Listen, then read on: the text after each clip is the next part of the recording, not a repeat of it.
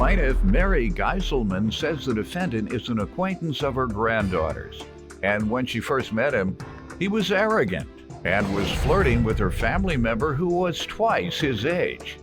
Mary's suing him today for a four-wheeler and court costs.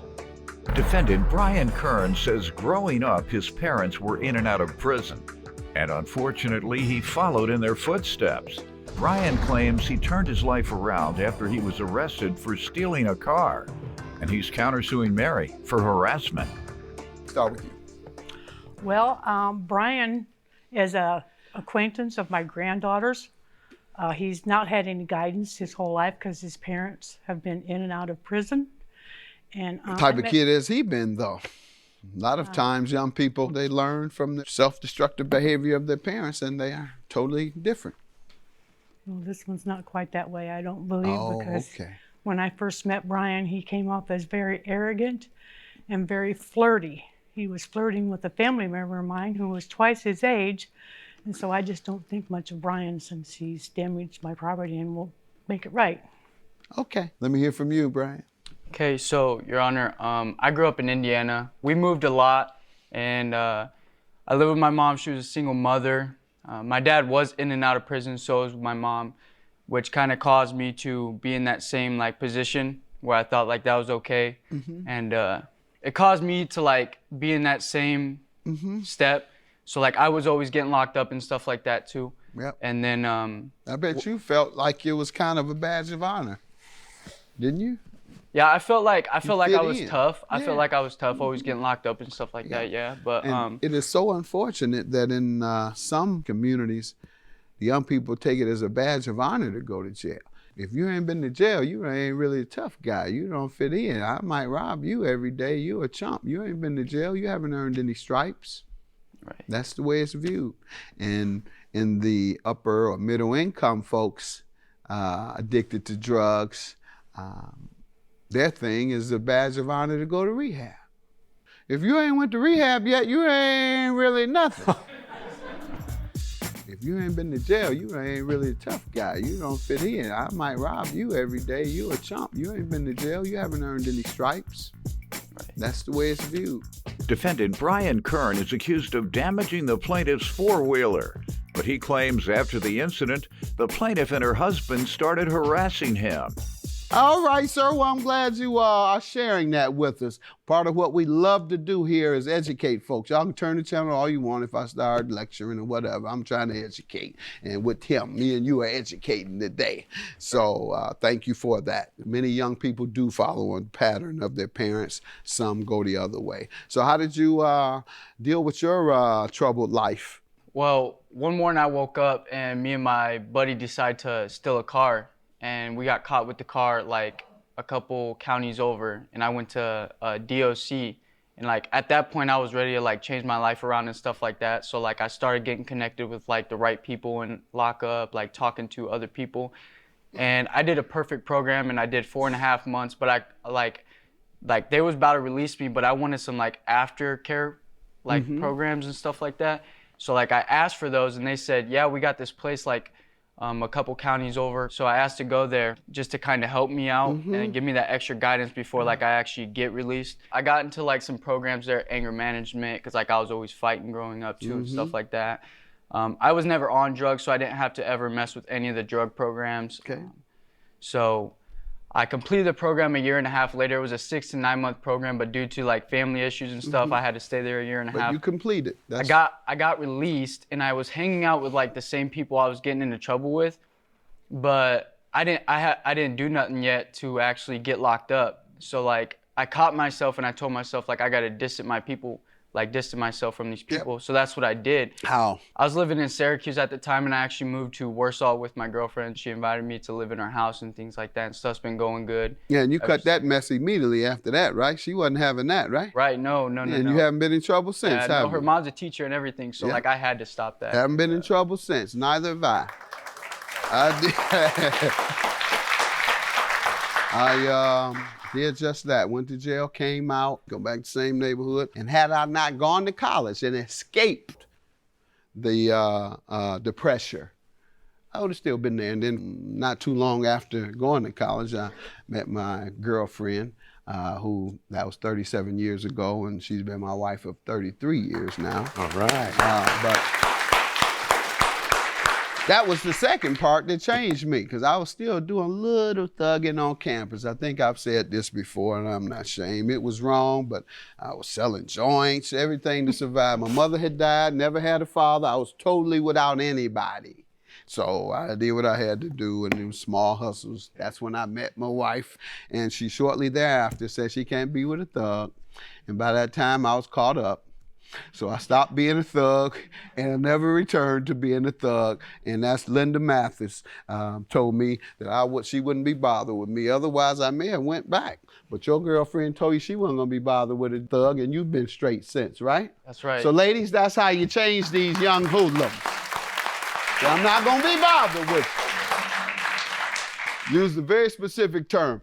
I'm gonna cut you off. No, go ahead, man. The exact reason for the repair of the four-wheeler you're suing him for. Well, Brian came down with my granddaughters and his brother, and they were riding the four-wheeler around on our property, and he got on the four-wheeler with my granddaughter on behind him and was riding around the property and came over a little hill, evidently too fast, and he was driving recklessly, and he just ran right into the fence post. Okay, you have the repair estimate. Sir, what do you say to this? I say it's true all the way up until the point where she said reckless. Like, I was doing the same thing her grandkids were doing, and they were encouraging me to do it, and she was sitting on the porch, so if she felt like I was driving reckless, it's her property. She could have easily said something just like that, and I'd have hopped off the four-wheeler or not drive reckless. So I just feel What do you think caused the accident then? Didn't everybody else go that same path on a regular basis? Yes, Your Honor. So have you seen that occur before with anyone else, or do you know of it occurring on that property at that location anytime prior to it happening with you? Yes, Your Honor. I was actually not the first person on that four-wheeler that day. In fact, there's a video I submitted showing somebody did what you did? Of three of us on the four-wheeler. So like doing the same thing that you did? Yes. And did it slam into the fence post? Yeah, it slammed into the fence post and then it stopped. Different one? No, the same one. But they never wrecked a four-wheeler that day. I was the only one that wrecked it. That's my point. Yeah. So if everybody else was riding and no one else wrecked it, but you, when you rode, you wrecked it, right. Sounds like you were doing something wrong. Right. So, or neglecting. That's what she's suing you. It's really called negligence. You were neglecting to drive safely. And your failure to drive safely resulted in the damage.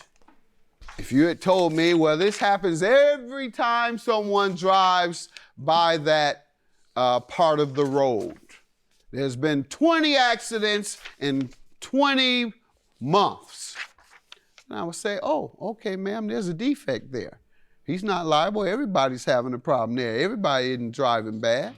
All right, sir. Well, I'm glad you are sharing that with us. Part of what we love to do here is educate folks. Y'all can turn the channel all you want if I start lecturing or whatever. I'm trying to educate. And with him, me and you are educating today. Defendant Brian Kern is accused of damaging the plaintiff's four-wheeler, but he claims after the incident, the plaintiff and her husband started harassing him. Your counterclaim, $700. How does she owe you?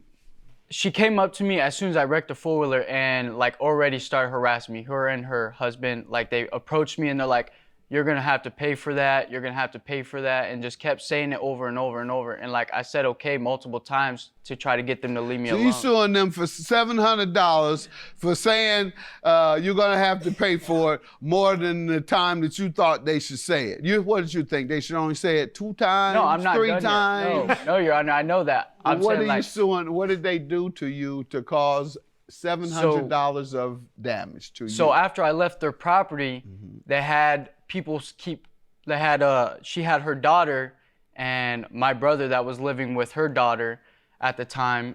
They just kept messaging me, you got to pay for it, you got to pay for it. And at this point I said, I'm not going to pay for it. Okay. And then it escalated where they started. You have the number of contacts that they attempted?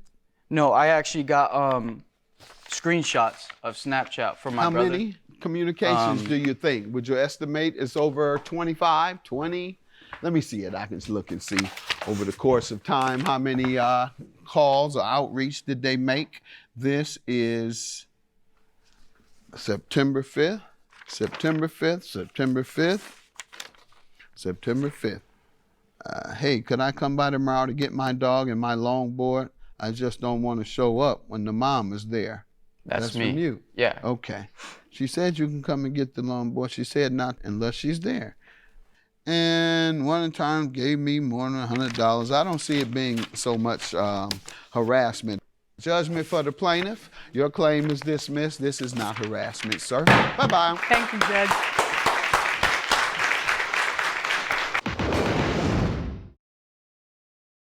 Plaintiffs Michael Walter and his girlfriend Erica Whitmire say while the defendant was married to Erica's brother, she assaulted him. So Erica stepped in and got into a fist fight with the defendant. They're suing her today for unpaid wages. Defendant Kimberly Cooksey says while married to Erica's brother, Erica regularly referred to her as a racial slur.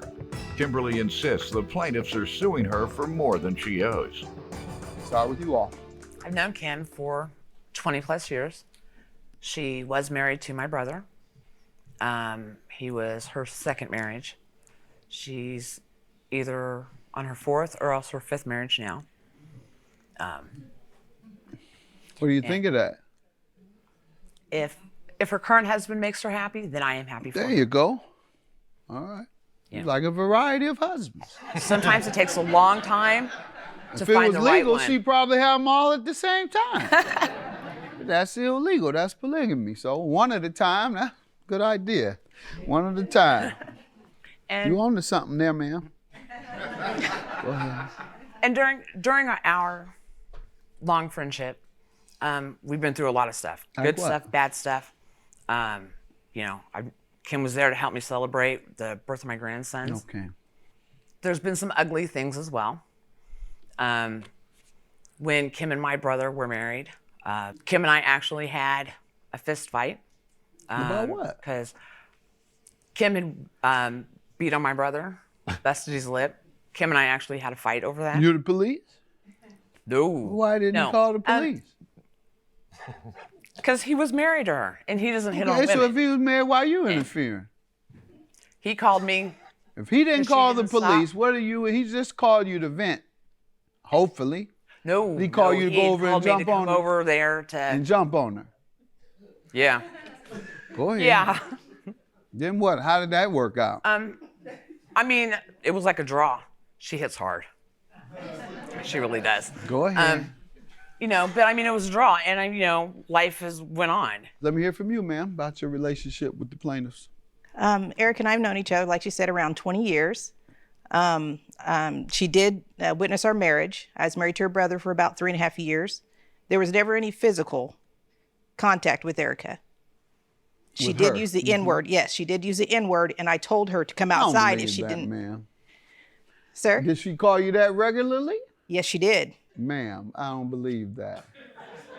No racist would come before the authority of a black man. They would not subject themselves to his authority. You could expose yourself to be mistreated by a black person, ridiculed by a black person, have fun with at your expense, and then a black person make you pay?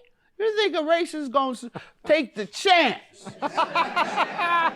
to let a black person treat me like that? He can't talk to me like that. A couple of them that I may have had to throw out in the first 3 seconds of a case might have been. All right, so I don't believe that. Leave it alone. Defendant Kimberly Cooksey says while married to the plaintiff's brother, the plaintiff regularly referred to her as a racial slur. What else you want me to know about your relationship? So later on, eventually, we got along and everything, and her mother became ill, and they kept in touch with me over time. And so I went to see the mother and all that, and we all kept in touch, just, if something major was going on in the family. And then we kept in touch on Facebook, and one day I was talking to her and told her, we had bought a home and stuff. And she said she was back up this way, well, not this way, but up the way where we live. And she wanted to come up and see my house. So I said, okay. She got over there and was talking, and I got to talking to her about the deck and how the deck was broken down, and I had somebody come and do an estimate on it, and they wanted $5 to $7 grand. and we couldn't afford it. And so she said to her boyfriend, Mike, Mr. Walters, that he did deck work and other work like that, and that he would come look at it, and she was sure he'd work with us, because I told her there's no way we could come up with a chunk of money like that. That's why we didn't hire the actual Let me licensed allow her to contractor. tell me the details of the agreement, since Yes, she's sir. suing you over it. You tell me what the agreement was on the work you all were to perform. Okay. In April, Mike went over, looked at her deck. He agreed to, do the work on her deck for $2,500. He was going to make it sturdy and replace any boards that needed to be replaced. What did that entail, that work? Her house is a 2-story house. The deck sits above the basement, 10 foot in the air. Corner of the house has an addition on it, off the roof onto the deck. Right in that corner was a 4x4 post bowed so bad that it was getting ready to snap. And if that would have happened, the whole deck, not only the whole deck, but that roof part of the house would have fell in too. I mean, it was really bad. So I replaced that. I took out that Boeing 4x4 post. The agreement was I pulled all the deck boards because a lot of them were rotted. I salvaged what I could to reuse, and then we had to buy new boards to fill in the rest And that of the space. was for the $2,500. Yes, sir. All it was right. $2,500 labor cost plus materials. She had to supply the materials. The $2,500 was for my labor. And she won't pay you. Why? When you've asked for your money, what has she said?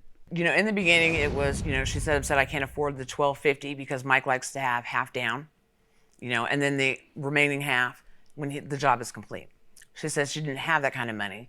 So they came to an agreement that she would put $300 down, and then he would start on the deck. Okay. And then when the job was completed, he would be paid. So Mike starts the work on the deck. Kim's making some payments on it. And Mike's like, okay, this works for me. When he got the deck finished in the middle of May, end of May, Mike's expecting, the remainder of his money. Kim said that they couldn't afford all of that money, and so they're going to make payments arrangements. Was there an agreement on the payments? Yes. How much? After some back and forth, it finally came to she was going to pay $200 a month. Or For how long? $100 every other week. Okay, until the $2,500? Until the $2,500 was all paid. Okay. Let me hear from you, ma'am. What she said is pretty accurate. My only objection is that the work wasn't complete, number one. And part of the reason that the portion that he was going to complete isn't done is because I couldn't afford to get the concrete. But on July 26th, I messaged them, not knowing that they had already decided to file a claim or anything. I paid them as well. I made another payment, and I messaged them. Mm-hmm. At that point, when I paid them last, then I received... How about this point? Let's just get through all this. Okay. Why haven't you paid them? Because I received the paperwork. The A lawsuit? policeman came saying that they filed the claim. Okay. So I was going to you wait to said, do "I'm gonna anything stop further until court. Okay, even though you owe them. Yes, you sir. Said, well, I'm still, Yes, Your let me Honor. just wait. They got to sue me. Okay. Yep. Defendant Kimberly Cooksey says while married to the plaintiff's brother, the plaintiff regularly referred to her as a racial slur. You got it in the mail, or the police, or you got served, and it said you're being sued because you owe $1,572. And as you're telling me today, yeah, I know I owe them that, but I ain't paying them because they sued me. I don't agree on the amount either. Well, then why didn't you say that? Well- How much do you believe it is? I believe it's half because in the original agreement, the covered portion of the deck that he was speaking of, that was never touched. And he did say he was going to work on that. How much was the agreement? It The was initial- $2,500, right? Yes, Like Your she Honor. said. And you said it was. Right, but in the middle of that agreement, is when he changed and said he wasn't going to touch the covered portion of the deck, and there was a post that goes with, I have the picture. Sir, because she's changed her story, as you see. You tell me about this new agreement I'm hearing about now. Did the agreement from $2,500 change to a lesser amount, half? No, sir. Okay, he said there's no such agreement. Do you have evidence that the agreement went from $2,500 to half? Not. Okay, well, if you don't have evidence, I can't take your word because your testimony contradicted itself. Judgment for the plaintiff. Have a good day. I don't blame you for bringing me because I do owe you, but I don't agree with the amount because there was portions of the deck that you did not touch and complete, Mike, and you know that, both of you. I did more than what we agreed on. No, you did not. Yes, I did. I love Kim like she's my sister, even today. I won't have anything else to do with them because of the lying and stuff and the not being truthful. Plaintiff Amelia Farrow Frank says she moved the defendant in with her 3 weeks after they started dating. But she soon discovered he was just using her for money and sex. Amelia is suing her ex for several unpaid loans. Defendant Jeff Holland says 6 months into his relationship with Amelia, she became verbally and physically abusive, and she even threatened his life. Jeff insists all the money from Amelia was a gift, and therefore he owes her nothing. Start with you. Okay. I met Jeff in March of 2017 on a dating app, and it was the first time I had used a dating app, and he was literally the first man to actually message me on it. And since he was... Now you got to sue him. Yes. Go ahead. So since the conversation went really well on the app and he was incredibly attractive, I agreed to meet with him that same night. And since the chemistry went really well, everything moved kind of fast, and I allowed him to move in with me within 3 weeks. And it wasn't apparent at that time, but I see now that he just wanted me for money and sex as a sugar mama, basically. That's a lie. Go ahead. So, how did you determine that? Well, how long did it take you to figure that out? A while, Judge. Huh? Okay. It took a little bit. I did notice that he seemed to be a drunk and a cheater. He couldn't hold down a job. I never cheat on you. I'd come home from work and he'd be passed out on the couch around 4:30, and during those times I'd be incredibly suspicious, so I'd look through his phone and I'd find all of these random numbers. And when I approached him with it, he'd always deny that they were other girls, and he would never tell me who they were. So I just assumed that he was cheating. And it wasn't until recently a friend told me she had actually seen him coming out of a cheap motel. Plaintiff Amelia Farrow Frank is suing her ex-boyfriend, who claims Amelia was physically and verbally abusive, and she even threatened his life. Let me hear from you, sir. Met her, like when she said, everything was really good. She had like this persona of a gypsy, the chains, the jewelry. I digged it. We fit together. She looked like a mark. A mark? No, I don't know if she looked like a mark. I don't even know what that is. That's somebody that looks like a sucker, so you go and try to play him. Oh, I ain't that guy, Judge. Go I ain't ahead. that guy. Go ahead. Everything was going really well at first, and then about 6 months into it, she started really showing her colors. She started being really verbally abusive, slapped me across the face, threw me to the ground, even threatened to kill me. And this was all within the first year and a half. This is before or after you owed her money? Probably after.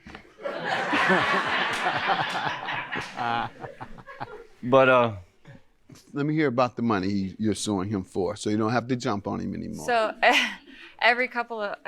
within a couple of months, he had started asking me for a series of loans, and every time he agreed, he'd pay them back. And it was for various reasons. It wasn't ever anything large, but it was 8 loans that he said he'd pay me back. Totaling the 22. 25, 20. Yeah. So he hadn't given you a dime back. And when did the loans begin? In June of 2018. Okay. When did he say he would be repaying? Immediately.